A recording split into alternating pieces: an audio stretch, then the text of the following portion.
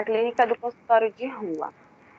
Então, nesse momento, eu vou dar a introdução, fazendo uma breve contextualização, de como surgiu o consultório de rua no Brasil. E como o próprio nome diz, o consultório de rua nada mais é do que unidades que são montadas, unidades de atendimento básico, que são montadas nas ruas, né? Essas unidades, geralmente, elas são aqueles trailers e micro-ônibus que são montados nas ruas das cidades, onde tem mais concentração de moradores de rua, né? Então, é um trabalho oferecido totalmente às pessoas em condição de moradia de rua. Então, faz necessário, nesse momento, localizar, né, historicamente, quando foi implementado esse serviço no nosso país e no nosso sistema de saúde, né? Lembrando que é um serviço bem recente, né, Rapidinho, que Silene, sumiu ah, aí o slide. sumiu. Não sei se tu bateu em alguma coisa. Não, não é eu que estou compartilhando, é a Marcele. Agora, É, voltou. eu não estou vendo nada, não. Tá. Tá. É um serviço ele bem recente, né? Foi implementado no ano de 2011, né? Com a segunda edição da PENAB, que é o Conselho, é a Política Nacional de Atenção Básica. Ela já passou por três reorganização, vamos dizer assim. A primeira no ano de 2006, se eu não me engano, a segunda em 2011 e a terceira em 2016. Mas a clínica do consultório de rua, ela foi implementada na reformulação que foi feita no ano de 2011. E por que foi feita, né, essa reorganização na Política Nacional de Atenção Básica? Porque o sistema ele vinha enfrentando algumas dificuldades, né, como infraestrutura inadequada, modelo assistencial, né, ele vinha enfrentando muitas dificuldades, ele não estava, vamos dizer assim, dando conta de suprir as demandas. Naquele momento, se tinha até um problema de não atração dos médicos, né, pela atenção básica. E vários outros problemas, e em meio a todo esse cenário, iniciou-se um movimento, né, de mudança na Política Nacional de Atenção Básica, justamente para enfrentar esses problemas que vinham ocorrendo, né, para ter uma melhoria. E houve um grande avanço. Foi exatamente nesse momento, em 2011, que vários programas foram implementados, e inclusive o programa Mais Médicos, onde o nosso país ele recebeu vários médicos cubanos, se eu não me engano. Teve também o programa de melhoria de acesso da qualidade, o Ressignifica DS, mas nesse momento eu dou destaque para a criação de diferentes modalidades de equipe, né? Como o consultório de rua. Nesse momento, eles surgem no contexto de ampliação dos direitos sociais no Brasil, né? Pela extensão de políticas públicas à população que antes não tinha acesso a direitos básicos garantidos pela nossa Constituição. Então, dessa forma, ele vem intervir nos aspectos de desigualdade social para aumentar o grau de equidade do sistema, né? Ou seja, tratar a diferença como igual, né? Para desenvolver um olhar mais integral e menos especialista nas práticas de cuidado dessa população que vive nessa situação de tamanha vulnerabilidade, né?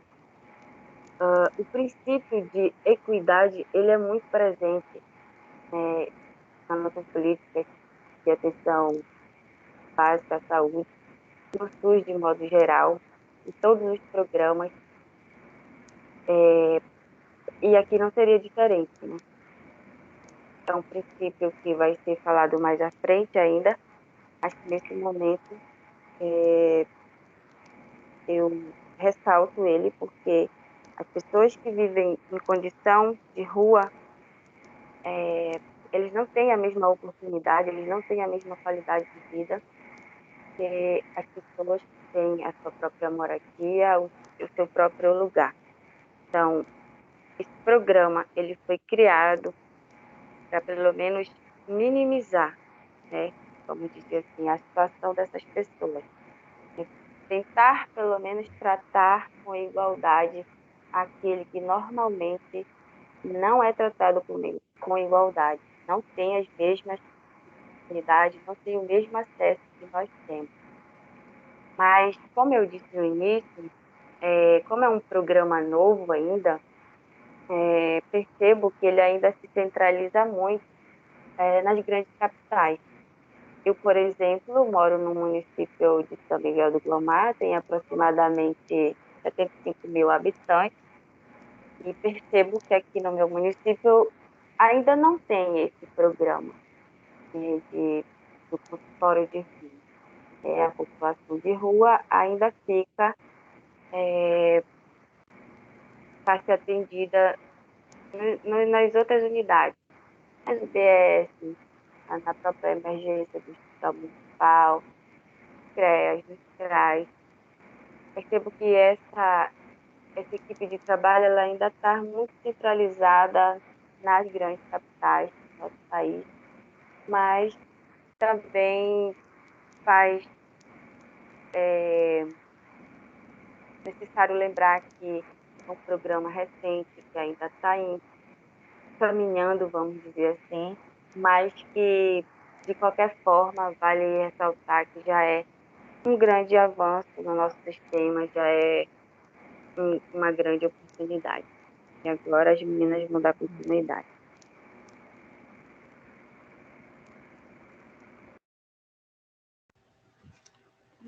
Boa tarde, professora. Boa tarde, turma.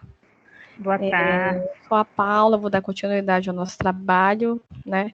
Minha colega fez colocações boas. Só queria saber se meu áudio está ok, se está chiando alguma coisa. Não, tá ótimo o áudio. Ah, perfeito, então.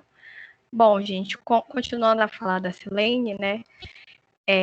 O consultório de rua ele faz parte da atenção primária, né, do nosso Sistema Único de Saúde. Só recapitulando, nosso sistema dividido em três: atenção primária, secundária e terciária. Então, propriamente dito, o consultório de rua ele faz parte da atenção primária, juntamente com as UBS, como está na imagem ilustrado, os núcleos de apoio de família, os CAPs, essas coisas que a gente já conhece, né? Continuando falando, o consultório de rua, em termos de políticas públicas de saúde, foi um dos maiores avanços que a gente já teve, né? Porque ele diminui a invisibilidade da população em situação de vulnerabilidade, né? E amplia os cuidados oferecidos a essa população. Ou seja, a gente já tinha as UBSs, os postos, mas assim, falando de uma maneira lógica, a população que está em situação de rua, usuários de drogas, eles não fazem uso dessas UBSs, eles não vão de maneira própria, de vontade, até lá, né? Então, o consultório de rua ele foi um grande avanço justamente porque ele leva a saúde até onde, né, essas pessoas elas não conseguem ir ou não vão por alguma limitação, seja de forma social, psíquica ou qualquer outro motivo. Continuando, a equipe que trabalha no consultório de rua, né, ela é uma equipe multiprofissional, ou seja, contém vários profissionais de várias áreas. Eu vou falar alguns aqui para ficar ilustrativo, né? tem médicos, enfermeiros, dentistas, psicólogos, assistentes sociais, técnico de enfermagem, técnico de saúde bucal, os agentes comunitários e os agentes sociais também. Então, é uma equipe multiprofissional. Então, a gente percebe a pluralidade, a importância disso. Não existe só um profissional. Existe vários, dependendo da demanda que aquela pessoa chega lá, existem profissionais disponíveis para atender essas pessoas. As equipes que atuam, elas atuam de forma itinerante pelas ruas, né? Elas desenvolvem ação não só de promoção, mas de prevenção também à saúde.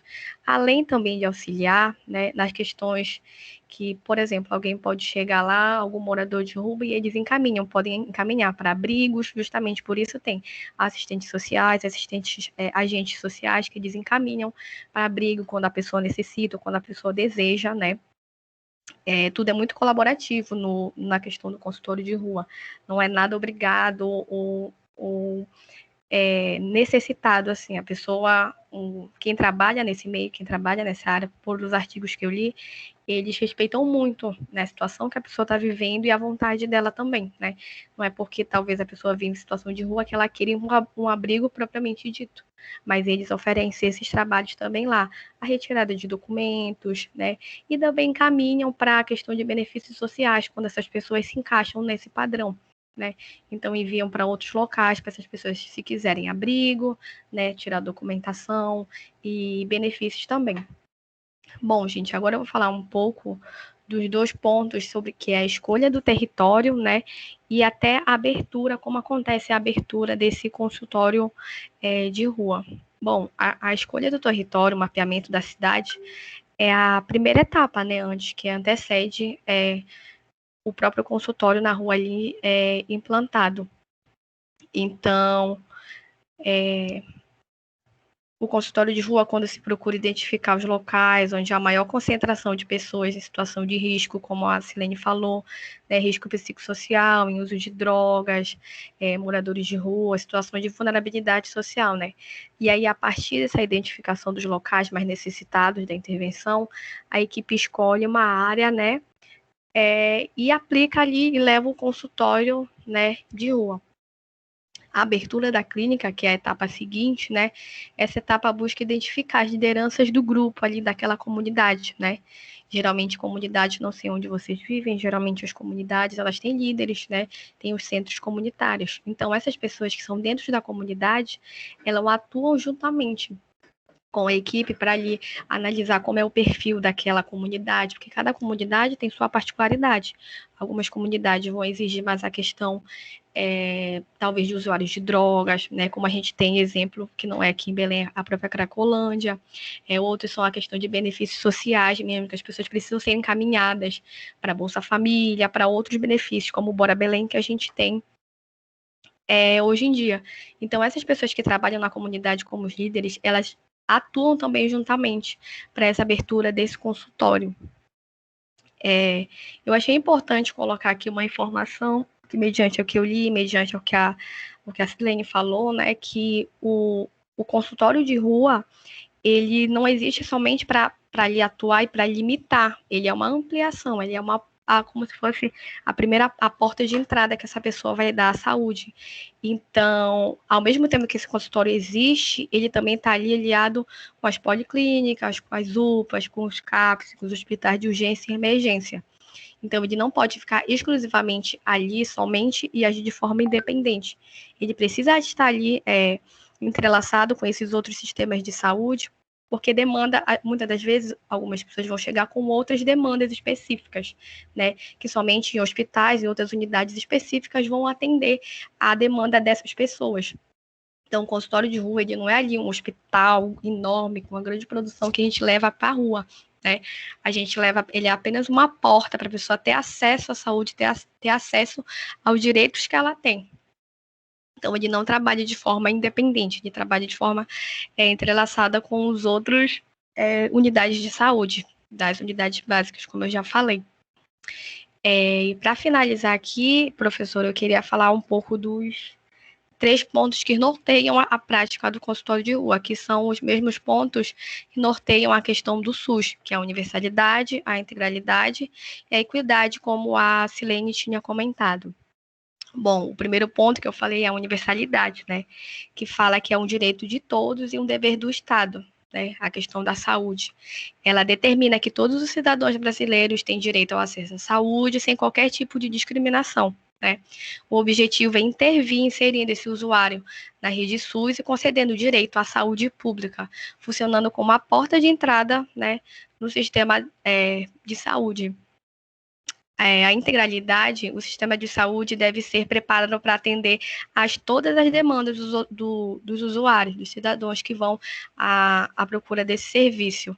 Então, a gente volta a falar da equipe, que eu falei que é multidisciplinar, que existe vários tipos de profissionais, e entra justamente nesse ponto da integralidade, porque como a gente tem ali vários olhares, vários saberes plurais, aqueles profissionais vão saber acolher as demandas que vão chegar ali, seja uma demanda psíquica, uma demanda social, ou qualquer outro tipo de demanda. Então, esses profissionais eles atuam nessa parte da integralidade, de integrar qualquer demanda que ali chegar para eles e eles atenderem de uma forma humana, de uma forma respeitosa, aquela pessoa que está ali no consultório de rua. E falando da equidade, que foi o que a Silene finalizou a falar dela, né, que o princípio da equidade é de prever o atendimento a paciente de acordo com a necessidade e a urgência deles. De forma mais objetiva, assim, esse princípio é busca da prioridade, né, de atenção aos grupos que vivem em contextos socioeconômicos mais desfavoráveis, né, e por isso com piores condições de saúde no geral. Bom, finalizei minha fala, espero ter colaborado com o estudo da turma. E é isso, eu passo a fala agora para minha outra colega. Obrigada. Obrigada também, Paula. Olá, boa tarde a todos. Boa tarde, Um pouquinho de paciência, porque eu estou mudando aqui os slides, aí vai ter alguns momentos que eu vou só precisar para poder passar. Bom, a minha parte, eu consegui separar alguns tópicos para a gente poder entender essa situação desses vulneráveis nas ruas, né? E o primeiro tópico que eu separei foi a prática do psicólogo no consultório de rua. Bom, é importante e necessário o papel desse psicólogo nesta equipe, de modo que ele viesse a contribuir em termos de assistência à saúde, para que esses vulneráveis em situação de rua tenham seus devidos direitos e tenham também como relatarem esses problemas e certas particularidades que ele tem, né, de cada indivíduo que habitam ali nessas condições. E para essa prática acontecer, ela tem a finalidade de uma política pública e social, que tem como psicólogo responsável por destacar esse acolhimento através do sofrimento desse vulnerável, através do transtorno psíquico destacado da população em situação de rua, que a gente pode perceber que a cada vez mais cresce de maneira expressiva nas grandes cidades assim do país. E tem décadas já que não cai, só levanta. E isso acaba sendo estigmatizado pelo país inteiro, que a gente vê em noticiários, vê em reportagens, até mesmo por onde a gente passa, a gente consegue ver uma pessoa ali em situação precária nas ruas. E hoje em dia, não é difícil a gente até mesmo prejulgar essas pessoas que estão passando por essa situação. Até mesmo o imaginário social, eles veem assim como os excluídos da sociedade. Até mesmo chegam a dizer que algumas dessas pessoas são perigosas à sociedade devido ao consumo de drogas ilícitas ou ilícitas ou lícitas. E até mesmo por perambularem pelas ruas de forma, muitas das vezes, a aparência não ajuda, muitas das vezes estão sujas e algumas pessoas acabam com um certo preconceito mesmo. E a outra questão é o fazer do psicólogo perante essas pessoas em vulnerabilidade. Bom, é caracterizado por públicos que habitam em praças, jardins, canteiros, viadutos e algumas áreas degradadas, como prédios abandonados, ruínas e ruas abandonadas também, como espaços de moradia e de sustento de forma de permanência temporária ou fixa, porque muitas das vezes várias pessoas em uma rua ou então em um determinado prédio se concentram ali naquele local, com uma forma de acolhimento para passar uma pernoite ou uma temporada. Só vou mudar aqui rapidinho.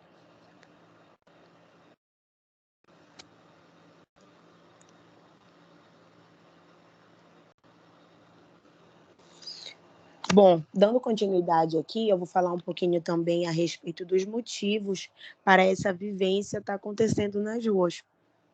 A gente pode encontrar pessoas que têm problemas mentais, pessoas que perderam sua autoestima, problemas com alcoolismo, drogadição, perda de um vínculo familiar decorrente a um desemprego, da violência, da perda de algum ente querido e também a falta de estrutura financeira, né? Sendo que alguns desses casos não tiveram nem contato com a droga logo de primeira instância, assim, mas depois que se envolveram nas ruas, conheceram as drogas, o álcool, e na tentativa de amenizar a dor, acabaram se envolvendo. E o desemprego também, que é muito falado, decorrente a que muitas pessoas vêm de outras cidades, de interiores, em busca de uma melhoria, ou então algum emprego, e nem todo mundo acaba tendo essa mesma sorte, né?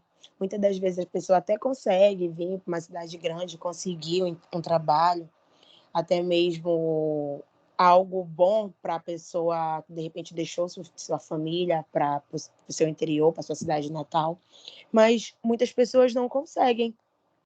Muitas pessoas chegam assim com o pensamento de chegar a determinada cidade e ver uma facilidade, de repente, de conseguir. E outras pessoas não.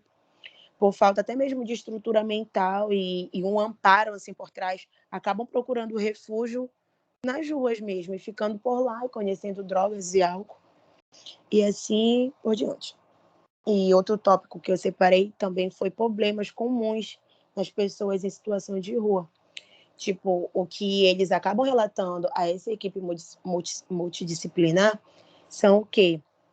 A maioria dos relatos são como dermatite, que acontece nos indivíduos, né? Muito deles têm esse problema. Rachaduras no pé e calos, corte de arma branca decorrente a brigas, a confusões nas ruas, até mesmo com os próprios moradores, entre eles mesmo. Acontece muitas das vezes muitas brigas, por conta até mesmo de drogas, relativos também a roubos,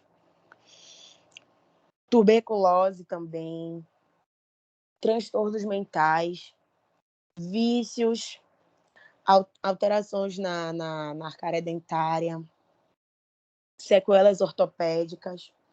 E o que é importante ressaltar é que essa equipe, a finalidade dela é de estar ali, de fato, a orientar. Como muitas das vezes estão ali pessoas que têm HIV, e essa equipe disponibiliza testes, e também muitas mulheres com gravidez de alto risco, que muitas delas nem sabem o que é a questão do acompanhamento pré-natal. Então, esse primeiro impacto, esse primeiro contato, é muito importante para que eles tenham uma certa orientação e saibam de um direito que são deles, que muitas das vezes eles não tenham nem conhecimento que eles são amparados. Outro tópico que eu separei também foi o papel do psicólogo em destaque, que seria o quê? A escuta qualificada. Deixar com que eles ficam mais confortáveis possíveis para poder relatar, conversar. Se eles estão em grupo, se você sentir assim que um deles tem algo para falar, chama eles num canto, tente colocar ele o mais confortável possível e transparecer uma empatia e um respeito, porque ele está bem marginalizado. Ali eles estão numa situação de fato triste. Então, se a gente, nós futuros psicólogos, se formos trabalhar dessa forma, a gente tentar transparecer uma empatia, uma humildade, não chegar com certa arrogância, eu sou sabedor de tudo, mas sim estar ali de fato para ter aquele acolhimento. Outro ponto também que eu consegui destacar é trabalhar as questões da agressividade em busca da tentativa da diminuição, porque ali você está envolvido com a fome, muitas das vezes com o frio. Então, vai vir alguém, muitas das vezes a gente vê casos de pessoas mesmo, até que tem uma certa condição de se juntar em grupo, agredir, bater. Então, a gente tem que trabalhar essa questão deles consigo mesmo. Outra coisa também é trabalhar com o usuário essa perspectiva de mudança. Tipo, eu quero mudar, orientar para onde ele pode ter o segmento dele, orientar onde ele pode buscar ajuda, de fato. De repente, eu quero sair das drogas. Olha, existe isso e aquele outro ali. Está ali nessa questão de orientação mesmo. E outra coisa, as ações de mudanças. Porque muitas das vezes as pessoas que estão ali não querem saber. Só querem, já chegam logo a pedir, eu quero tal remédio. Mas não tem a noção de que existe um tratamento, o que pode ser feito, fazer tipo uma reeducação com aquele indivíduo. E outra coisa é resgatar a autoestima dessa população, com que elas façam com que elas retomem a vida, os projetos, os sonhos. Sentar um pouco, às vezes eles só querem ser escutados, porque muitas das vezes eles são julgados, né? Mas sentar um pouco, parar para escutar o que eles pensam, o que eles já foram, porque todos eles têm uma história por trás. Eles não são somente aquele indivíduo que a gente pré-julga ao olhar. Muitas das vezes são pessoas ali que tenham muito a nos ensinar. E outra coisa também é incentivar a capacidade da produção. Muitas das vezes as pessoas que estão ali naquela situação são cantoras, são artistas, desenham, fazem artesanato. Se a gente souber de alguma situação, ao relato deles, incentivar para que eles continuem. De repente, se a gente souber dar alguma dica, mais ou menos, para onde eles possam estar dando esse encaminhamento, até mesmo as pessoas que a gente vê muita gente que tem a questão do sopão nas ruas, né? Trabalhar com parceria, equipe multidisciplinar com essas outras pessoas, para com que a gente possa ajudar de alguma forma. E, para finalizar aqui, encaminhá-los para algum atendimento mais especializado, se caso a gente sentir que eles estão precisando, até mesmo em situações de psicológica mesmo. Se for a questão, encaminhá-los para um psiquiatra e tal. Ou alguma outra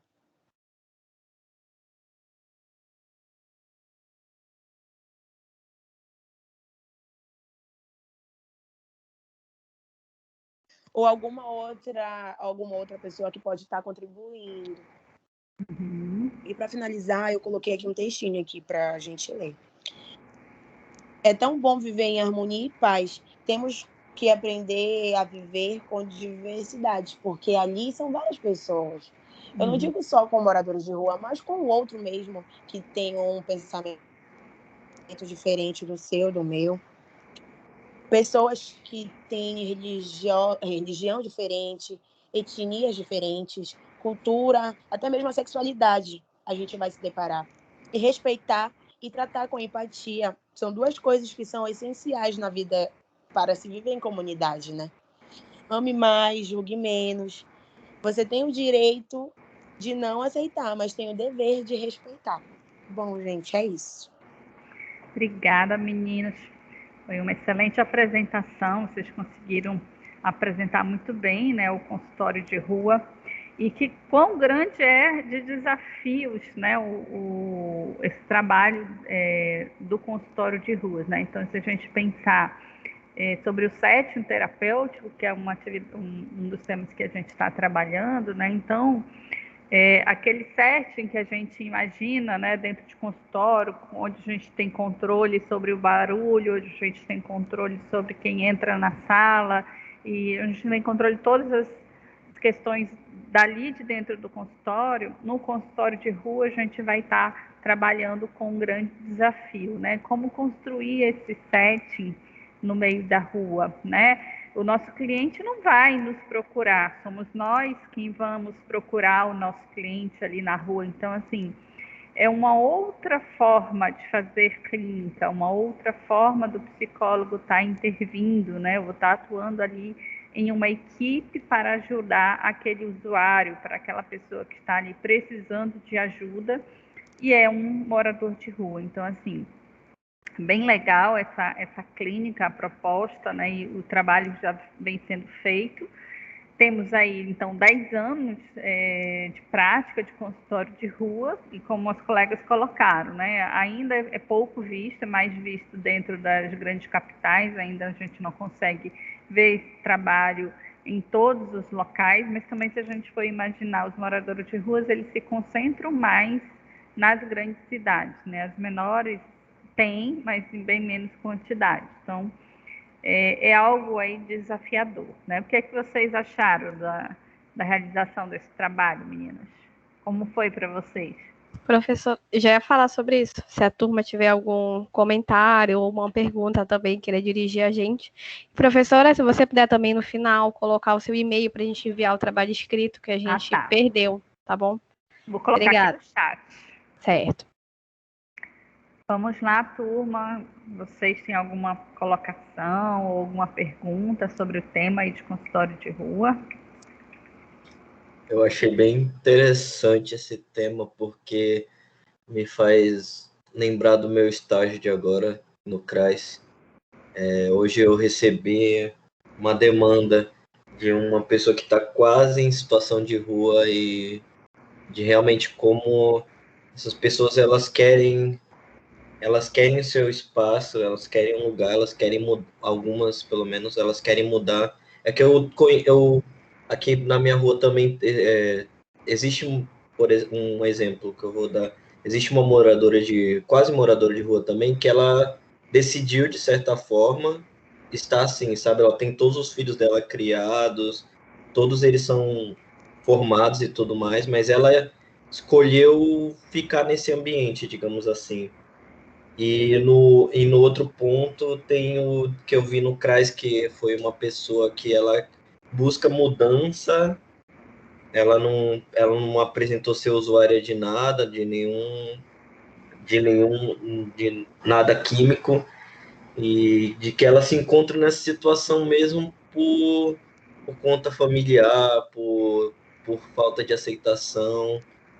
E interessante como essas duas áreas elas se aproximam muito, né? Tipo, é muito interessante que esse trabalho dessas pessoas que vão lá nesses bairros e vão acolher, né, essas pessoas moradores de ruas, acabam levando, né, essas demandas para o CAPS AD e para abrigos, para vários segmentos, né?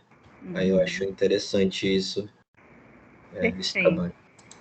Porque assim, as atividades elas funcionam em rede. Então, se o profissional está atendendo e ele vê que é algo que não é da área dele, mas é obrigação dele dar seguimento àquela pessoa. Ele não vai deixar a pessoa desamparada. Ele precisa concluir aquele atendimento daquele usuário.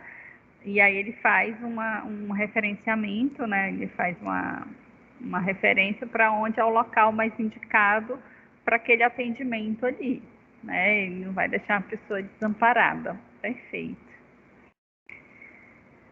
Mais alguém gostaria de fazer alguma colocação sobre o consultório de rua?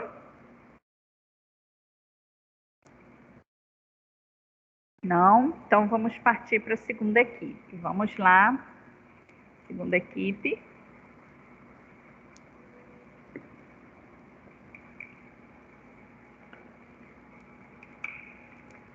Boa tarde, professora. Boa tarde. Boa tarde, turma. A gente vai encaminhar depois, né, para o seu e-mail, o trabalho escrito. Certo. Aí só me passa agora os componentes, tá? Tá, Nicole Souza, eu, Karen Lopes, Carita Costa e Maria do Rosário. Tá. Desculpa, O só Pedro minha vai voz compartilhar o slide pra gente. um pouquinho rouca.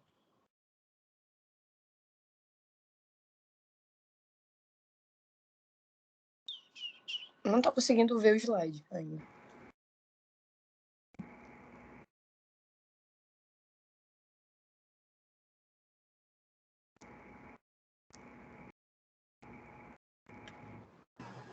Eu tô abrindo aqui o slide. Apareceu uma mensagem aqui para mim. Eu vou tentar compartilhar. Bom, né? Aguardando.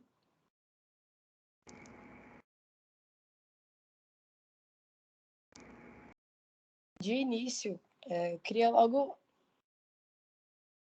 introduzir o nosso trabalho. É o serviço de plantão psicológico e fazendo algum link com o trabalho das meninas, o plantão psicológico, diferente do consultório de rua, no caso é o paciente que procura o plantão psicológico para uma ajuda imediata, para uma ajuda de urgência.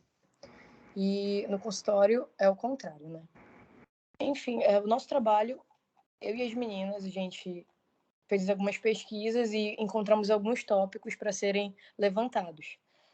O surgimento desse plantão, como foi, quem foi que teve, os principais objetivos desse serviço, onde ele pode ser realizado e o público-alvo, e, por fim, o que pode ser feito após o plantão psicológico. Essa modalidade, ela surgiu, como a gente pode olhar no slide, em 1969, no Brasil. Ele teve início com a professora Rachel, não sei se é Rachel ou se é Raquel, como é que fala no Brasil, Rachel Lia Rosenberg. Ela era professora da USP e tinha um serviço de aconselhamento psicológico, e dentro desse local ela começou esse projeto de plantão psicológico, inspirado no modelo norte-americano de walk-in clinics, que seria clínicas espalhadas em locais estratégicos que agilizariam o processo dos atendimentos, sem que seja necessário marcar uma consulta ou agendar ou uma fila de espera. Esse plantão psicológico, veio para ajudar e oferecer ajuda psicológica para as pessoas que estavam em crise, precisando de atendimento ali, naquele momento, enquanto ela estava sofrendo alguma coisa que estava atrapalhando o desenvolvimento psíquico dela, o andamento psíquico daquela pessoa. E essa ajuda era procurada espontaneamente, o que ajudava grande parte do processo, porque a partir do momento que a pessoa ela procura a ajuda, fica mais fácil da gente poder aconselhar ou ajudar ou guiar. A gente pode perceber que grande parte da... Mas cuidado. Peraí, só um instantinho que estão batendo aqui na porta.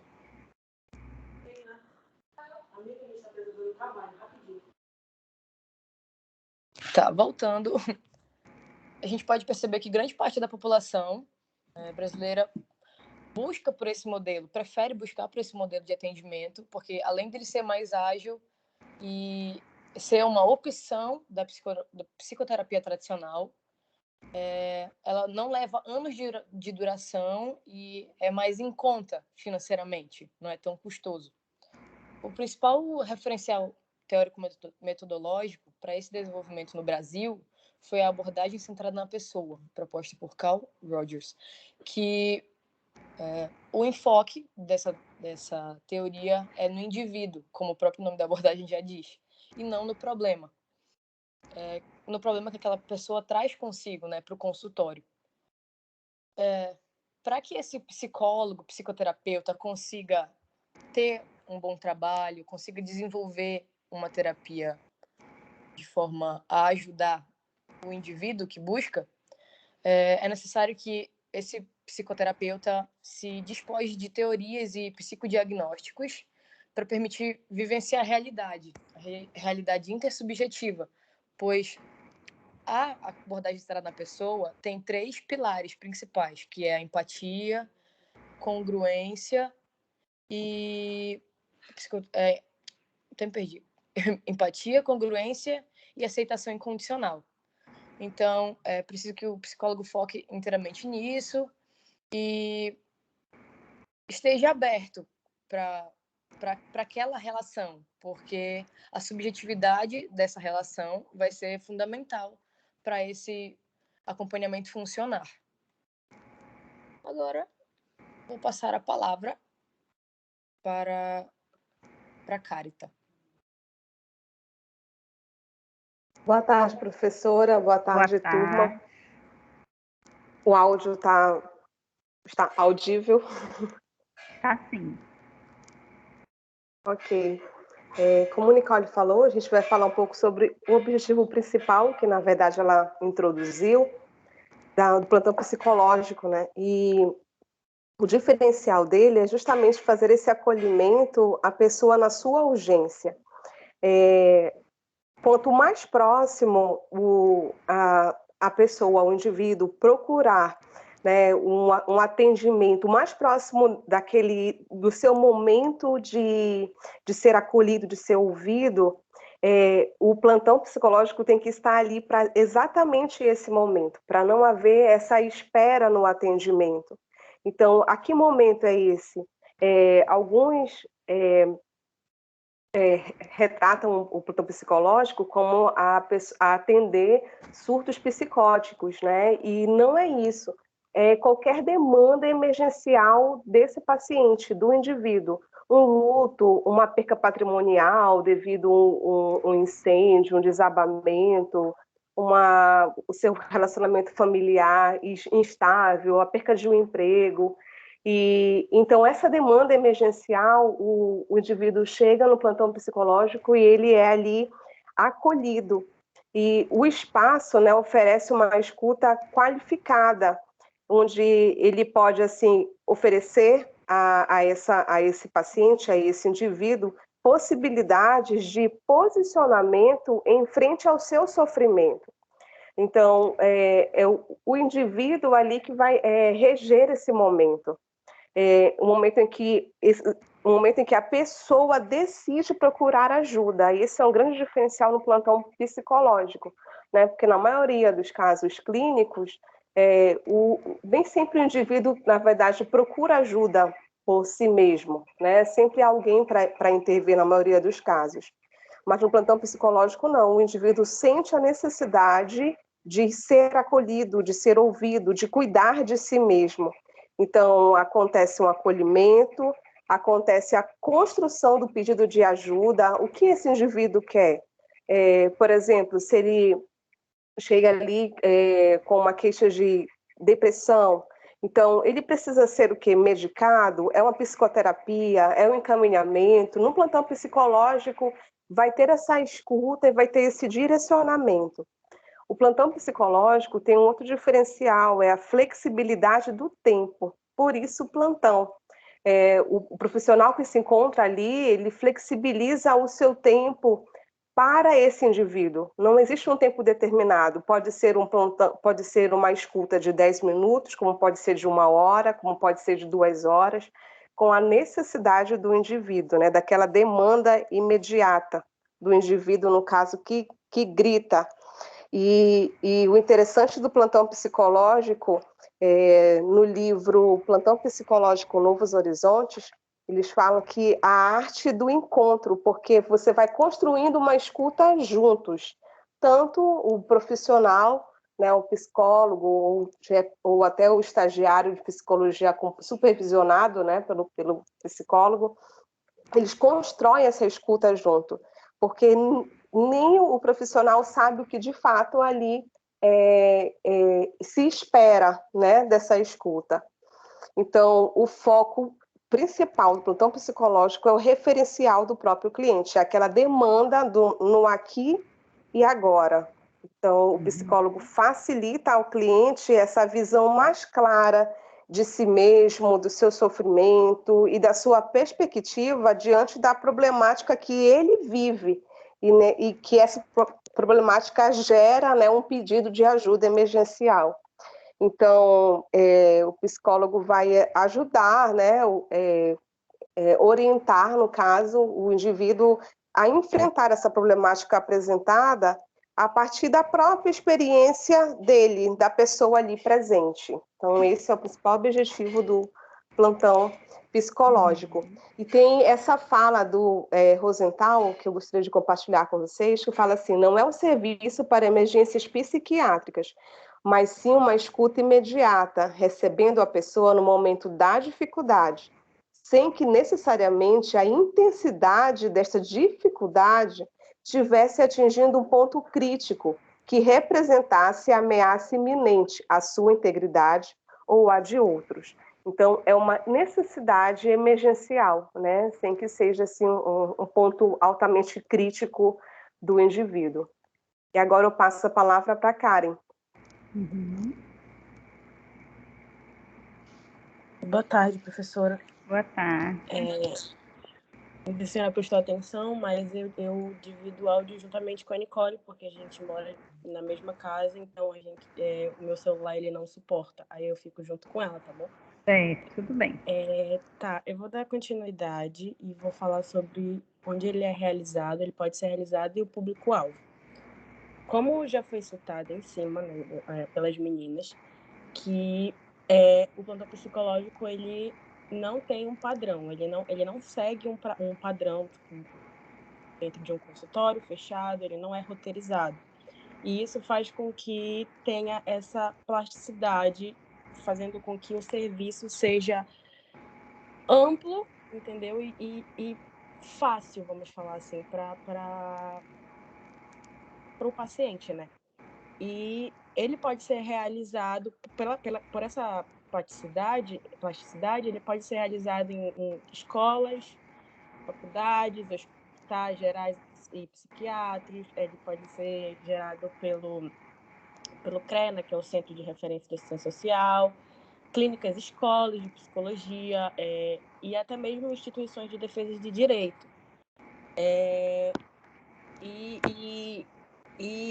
Ai, meu Deus do céu, eu tô nervosa. E essa é até bom, tipo, deixar claro das instituições de defesa de direito que ele mostra que, para além dessa função de ajuda emergencial, ele deixa claro que ele vai além disso, ele também colabora com a forma política, que ele fortalece o lugar da psicologia em outras dimensões, vamos falar assim, em outros lugares, entendeu? Não é só naquele local de, tipo, assim, clínica fechada, ou então tendo aquela estrutura padronizada, vamos falar assim. E o público-alvo, como já foi citado, é qualquer pessoa, entendeu? Qualquer ser humano que esteja passando por qualquer dificuldade, que esteja com seu psíquico desorganizado e que não compreenda, pelo menos naquele momento, que de fato está acontecendo, seja tipo, a causa que for, ele está lá para ser ajudado, como uma rede de apoio mesmo. E vale ressaltar também que o plantão psicológico, ele não tem a função, não, tipo, o objetivo de fazer com que esse atendimento se estenda, tipo, para outras, vamos falar, outras sessões. É algo mesmo de emergência, entendeu? Você chegou com a sua demanda, vamos falar assim, e a gente vai fazer com que aquela demanda seja, eu posso falar, seja, deixa eu falar a palavra, Atendida. Atendida, isso, acolhida naquela hora, naquele momento. Mas não que não exista, né? É claro que há casos que precisa de outras sessões e pode sim acontecer, mas não é o objetivo, não é o foco do projeto, né? Mas, dependendo da situação, isso pode ser encaminhado até mesmo para outras instituições, né? Tipo, dependendo da gravidade. E vou dar a palavra agora para a Rosinha, que ela vai entrar melhor nesse assunto. Olá, boa tarde. Boa Meu áudio tarde. tá bom? Tá sim. Como a Karen falou, o plantão ele é algo mais emergencial, né? Mas pode haver casos que o paciente queira dar continuidade. E o psicólogo, o estagiário que esteja no plantão, ele pode dar um encaminhamento para uma psicoterapia breve. Diferente do plantão, que ele pode ser atendido em 10, 15, 20 minutos, 1 hora, a psicoterapia breve tem um limite de tempo, que é até 50 minutos. Pode ser, desculpa, sessões que podem durar meses ou até 1 ano. E diferente do plantão, ele pode haver intervenções. O foco principal da psicoterapia breve é o próprio paciente. Além da psicoterapia breve, pode também ser encaminhado, né? Encaminhado não, no caso, desculpa. Além da psicoterapia breve, tem o atendimento domiciliar, que é quando a psicóloga ou psicólogo ou até uma equipe vai até a casa da pessoa. Só que para isso ele tem que estar dentro de algumas situações, como, por exemplo, limitações físicas, limitações clínicas, depressão pós-parto, clientes e familiares que lidam com a espera de exames importantes, ou pessoas que desejam fazer terapia, só que elas têm dificuldade de alguma locomoção. Então, se ela se encaixar dentro dessas situações, elas podem estar solicitando que o psicólogo vá até a casa. E é isso, gente. Perfeito, meninas. Obrigada aí pela apresentação, foi excelente também. O plantão psicológico a gente tem, né, na nossa clínica da Isamais. A maioria das faculdades hoje nas clínicas de psicologia tem a atividade de plantão psicológico, e é uma atividade aí também onde a gente tem um novo modelo, né, da nossa clínica, né, um redesenho. Então, vocês estão tendo aí a oportunidade, através do nosso seminário, justamente de estar conhecendo os diversos formatos em psicologia clínica, né, e desconstruir aquela imagem do psicólogo dentro do consultório, né, que a clínica ela é muito maior, muito mais extensa. Nos últimos anos ela vem justamente por uma demanda da sociedade evoluindo, né, e acompanhando todas essas evoluções que estão sendo demandadas e necessitadas pela nossa clientela, tá? E a gente está se reinventando. Alguém gostaria de fazer alguma pergunta ou alguma contribuição aí para o plantão psicológico, ou alguma colocação?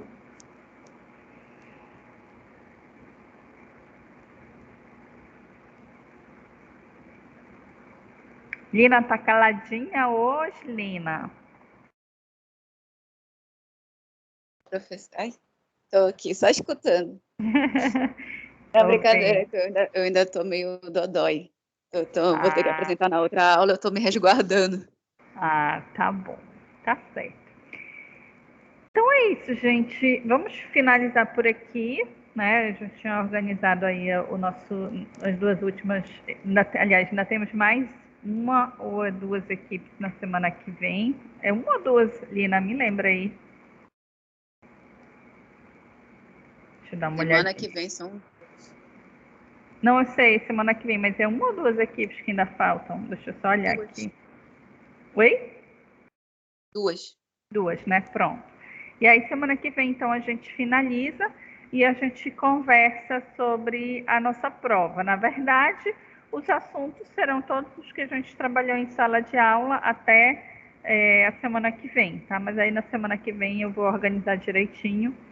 A professora Eline já encaminhou hoje o calendário de prova. Eu ainda não olhei, que eu estou em aula desde cedo, uma aula atrás da outra, ainda não parei. Mas você já deve ter recebido também, e a partir, acho que dia 23, inicia aí o período de provas, mas a gente ainda tem mais o encontro do dia 20 antes da prova, tá bom? Então é isso. Boa semana para vocês e até semana que vem.